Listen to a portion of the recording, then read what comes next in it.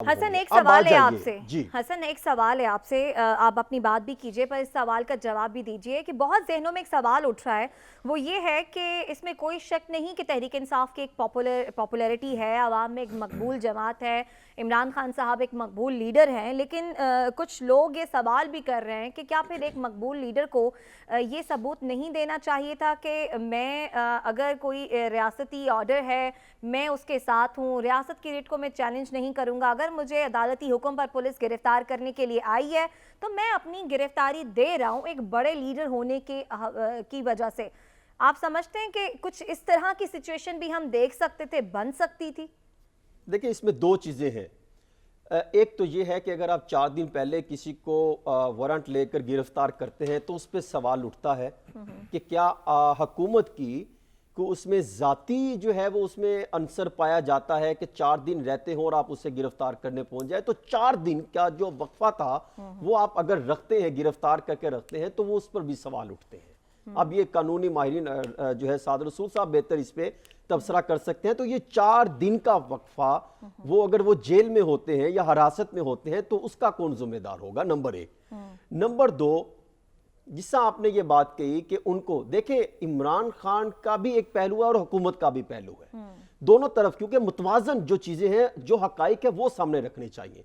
इमरान खान साहब जब से रैली में उनको उन पर फायरिंग की गई, वो एक बात बार बार कहते हैं कि मुझे सिक्योरिटी दे, मैं अदालतों में जाना चाहता हूं, मैं अपने केसेस का सामना करना चाहता हूं, मुझे जो है मुझे सिक्योरिटी फराहम की जाए।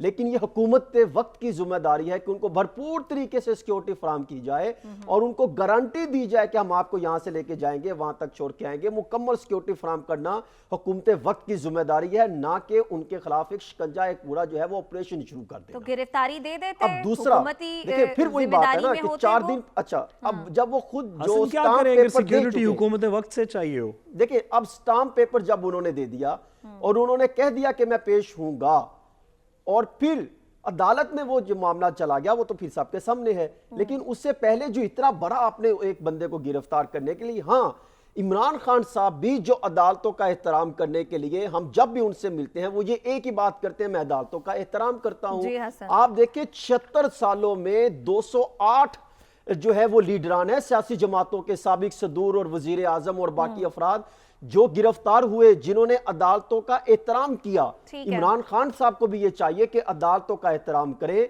और हुकूमत को भी चाहिए कि उनको सिक्योरिटी दे, ना मामला आगे बढ़ाएं। अगर ये मामला आगे बढ़ता चला जाएगा, जहां से आपने ये चंक स्टार्ट किया था, मैं फिर वही ला पे जो है अपना नुक्ता रखूंगा।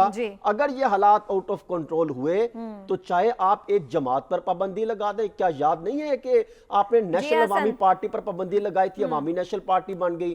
तो इस तरह के मामला दोबारा आ जाएंगे, लेकिन हालात फिर इमरजेंसी की तरफ जाएंगे, हालात फिर टेक्नोक्रेट सिस्टम की तरफ जाएंगे, हालात फिर बिगड़ेंगे, खराब होंगे। मुझे लगता है कि इस महीने हालात फिर जो है वो मामला किसी हद तक लगते दिखाई जरूर दे रहे हैं। खुदा ना खास्ता सूरत हाल इस तरफ जाए, लेकिन आपको खदशा है कि हालात जो है मजीद बिगड़ सकते हैं, उसका खमियाजा आवाम ही भुगतेगी, इन सियासतदानों का फिर कुछ नहीं जाएगा। लेकिन इस सूरत हाल से बचने के लिए इन्हें आखिरकार एक मेज़ पर आकर बैठना पड़ेगा, एक दूसरे के साथ बातचीत करना पड़ेगी, ऐसे ही मामलात आगे चल सकेंगे। वरना अगली दफ़ा हुकूमत किसी की भी आ जाए, इसी किस्म की सूरत हाल का सामना इन सभी सियासतदानों को करना पड़ेगा।